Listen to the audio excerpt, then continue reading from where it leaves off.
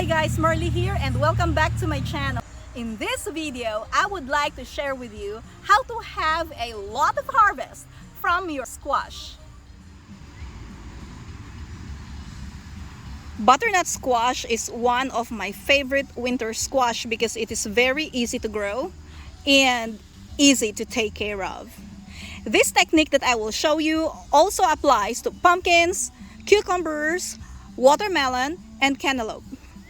So it's important that we know the two kinds of flowers that form in our plant. This is a female flower, and the female flower is characterized by having that little fruit and a flower on its end. Now this one here is another kind of flower. If you look at the side, it does not have a fruit. It's just a flower. This is the male flower. So what we're gonna do in order to have more harvest from our plant is to hand pollinate our plant. I usually hand pollinate my butternut squash in the morning. So what we do is we just take off this flower. So I remove the male flower. I have done this technique, guys, with my watermelon, and one time I had like over 30 watermelon fruits from a few plants. Okay, so I'll remove the petals. This flower is edible. Like if you want to cook this, you can do that. So but just for the sake of an illustration, okay, so the pollens are in this part of the male flower. Now I'm gonna go back to the female flower. So again, this is our female flower. It has the fruit, and then I'm going to rub the tip of this male flower. Okay, so you can see that one. There's a bee in there, so I'm trying not to disturb the bee.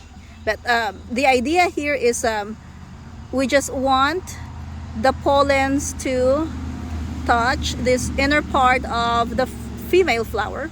Okay, so again, this is hand pollination. Now when the female flower gets pollinated, you will see that this fruit will grow bigger. We have another female flower in here, but it is not open yet, so we will wait for this flower to open before we can do hand pollination. This will probably open tomorrow or in a couple of days. You can use this male flower in 2 or 3 other female flowers and hand pollinate them.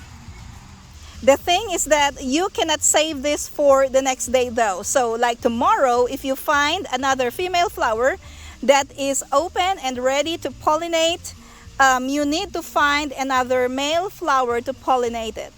Let's take a look at these 2 fruits right here. Look at this one. This one looked very nice, and I thought it was pollinated because there are so many bees in here. Unfortunately, it was not pollinated, so it just died. So this is what will happen to the fruit of your squash plant, watermelon or cucumber, if it is not pollinated. See, it just came off, so I'll just drop it in the ground. Here's another one.